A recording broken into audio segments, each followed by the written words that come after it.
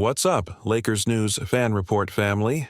Before we jump into today's bombshell speculation, smash that like button, subscribe to Lakers News Fan Report, and turn on notifications so you never miss a single play in this roller coaster of an off-season. All right, let's get into it. Rumors have erupted around the future of Jackson Hayes, the Lakers' sole traditional big man, and whispers are growing louder by the hour that he could be on his way out, possibly even cut loose by Los Angeles as they prepare for a seismic shakeup at the center spot. Here's the setup. After parting ways with Anthony Davis in that blockbuster trade sending him to Dallas, the Lakers suddenly found themselves with Hayes as the only true center on the roster. Now that Hayes is poised to hit unrestricted free agency, the Lakers face a crossroads. Do they bring him back at the mid-level or clear cap space for a veteran upgrade? Could this mean the end of Hayes' Lakers tenure? Is it possible that the front office views his development as too raw, despite flashes of rim-running athleticism and shot-blocking potential? Fans are wondering if this could be the beginning of a new era of big men in purple and gold, one that features a more polished, reliable presence in the paint. Let's dig into the facts. Hayes, a former first-round pick, averaged 7.2 points, 5.8 rebounds, and 1.3 blocks over 18.5 minutes per game last season. He showed up in the clutch at Crypto.com Arena, swatting shots and finishing alley-oops with a vertical that still has highlight-hungry fans buzzing. Yet inconsistency and limited offensive polish left coaches wondering whether his ceiling justifies a roster spot when LA could pursue a veteran like Jonas Valanciunas or even look outside the box for a stretch five who can space the floor. Some insiders believe that the Lakers have already whispered to Hayes' camp that they're open to exploring other options, gently setting the stage for a parting of ways. Could this be a strategic move to leverage his unrestricted free agency rights into securing a draft pick or a second-round asset?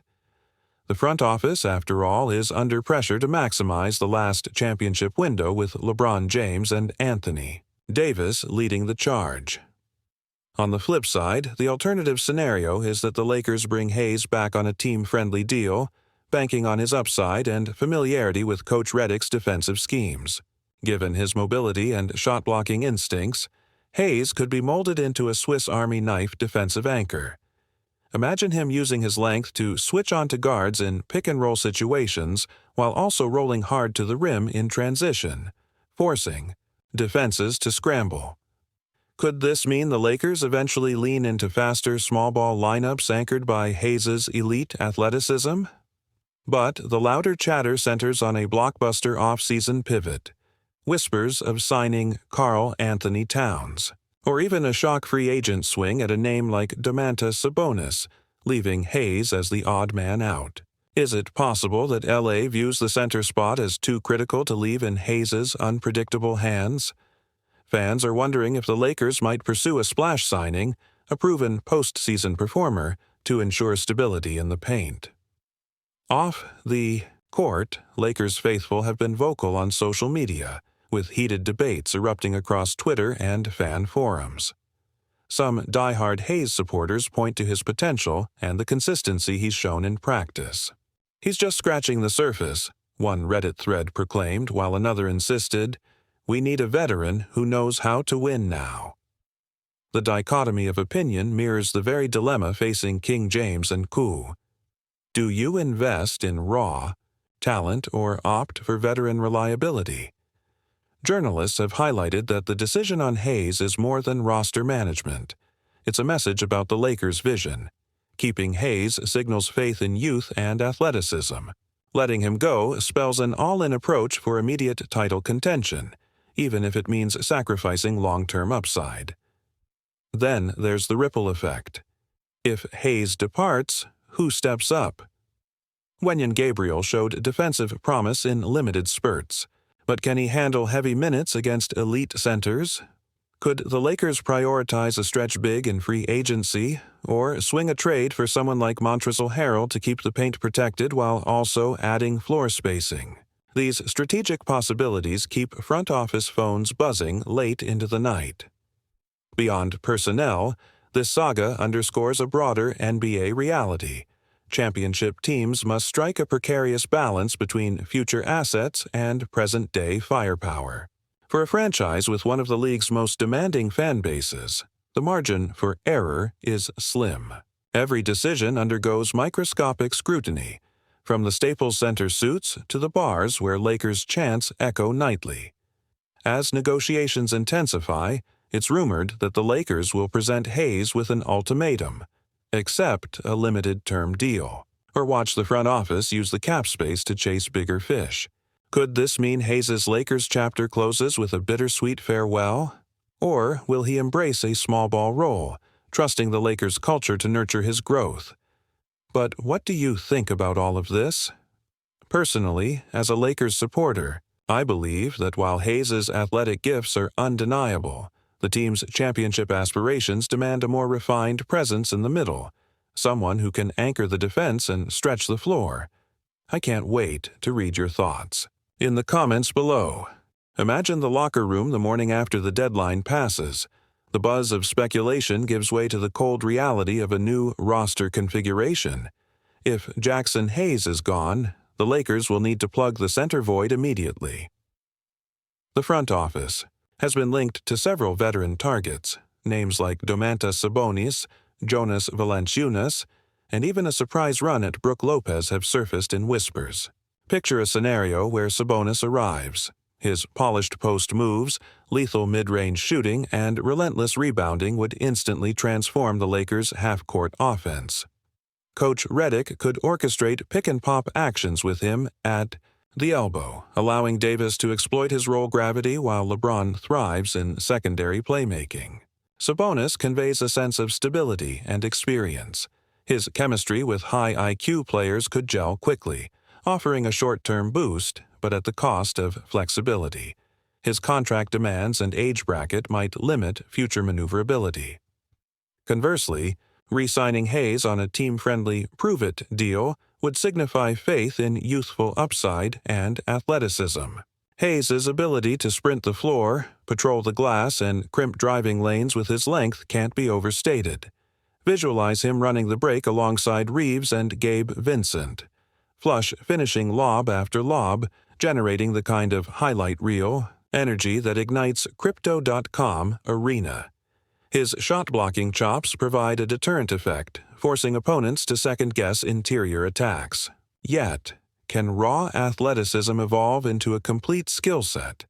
The Lakers would be betting on development, on Hayes refining his footwork, expanding his offensive repertoire, and learning to anchor a playoff-level defense without lapses. It's a longer path to contention but preserves cap space and picks, allowing LA to remain active in future markets. Then there's the three-team swirl of potential trades. What if the Lakers package Hayes alongside a bench contributor and a second-round pick to acquire a rising young wing, effectively turning the center vacancy into perimeter depth? Teams like New Orleans and Indiana have reportedly floated multi-asset swaps. For instance, flipping Hayes and Malik Beasley for a veteran wing and a protected first-rounder could reshape the bench's dynamic. Imagine the bench unit featuring Austin Reeves, Rui Hachimura, and that new wing, creating a versatile matchup nightmare for opponents late in games. Yet, every domino move triggers a cascade of follow-up decisions. Does LA then pursue a second center in free agency, or pivot to small ball lineups with Davis sliding to the 5 and Hachimura or Taurean Prince covering the 4? The strategic chess here is complex and fascinating. Beyond roster construction, this decision communicates the Lakers' organizational philosophy. Are they builders or buyers? If they aggressively acquire a veteran center, it underscores a win-now ethos, signaling to free agents that the franchise spares no expense for immediate contention. That message resonates with stars seeking championship windows, particularly veterans who value proven situations over long-term development. On the other hand, entrusting Hayes with a significant role conveys a developmental commitment, appealing to younger players looking for growth opportunities and a clear path to playing time. In an NBA landscape where culture and playing opportunity are often as persuasive as dollars, This philosophical stance could determine how the Lakers are perceived in future negotiations. Let's not overlook the ripple effects on the coaching staff. Redick's system thrives on defensive versatility and spacing. A veteran center with shooting touch could allow lineups that stretch the floor, minimizing isolation possessions and ramping up pace. In contrast, Hayes' presence demands more. Traditional spacing solutions. Guards like D'Angelo and Reeves must hit threes consistently to open lane drives for LeBron. Which direction Redick leans will offer insight into his long-term vision: a modern, pace and space paradigm, or a more balanced, interior-anchored scheme. His adaptability in maximizing whichever personnel configuration emerges will be critical to the Lakers' identity next season. The financial calculus is equally significant. Signing a veteran center to a hefty deal could consume the mid-level exception or even the biannual exception, limiting the Lakers' capacity to absorb expiring contracts in a potential trade. Conversely, retaining Hayes on a team-friendly deal preserves cap space to chase secondary targets, shooters who can complement the starting five, or defensive role players who thrive in the rotation. The distinction between binding cap commitments and flexible space can pivot the franchise's ability to course-correct if the initial move doesn't pan out. Flexibility, it seems, is the true currency of contending teams. Fans, of course, will have the final say through the barbs on social media, the heated debates on podcasts, and the chants echoing through the stands. Some will demand the security of proven veteran talent, unwilling to risk another season of interior vulnerability. Others will rally behind the idea of nurturing homegrown talent, dreaming of Hayes evolving into a cornerstone player. That fan sentiment doesn't just exist in a vacuum. It influences the front office's risk assessment. When thousands of voices coalesce around one narrative, it creates its own kind of momentum. And then there's the intangible chemistry factor. Basketball is more than X's and O's. It's about personalities, trust, and the locker room vibe. Sabonis's leadership, veteran poise, and infectious positivity could immediately elevate team morale. On the flip side, Hayes' youthful exuberance and hunger to prove doubters wrong might inject a raw underdog spark. The intangible fit can sometimes overshadow pure statistical output. Remember how a single personality acquisition can shift team dynamics? The Lakers have institutional memory of both triumphs and failures in that regard. As the dust settles, one final storyline crystallizes: LeBron James's twilight years. At this stage in his career, every decision carries profound weight. Bringing in a reliable veteran center might provide LeBron with the security of knowing the paint is always protected, allowing him to conserve energy for crunch-time heroics.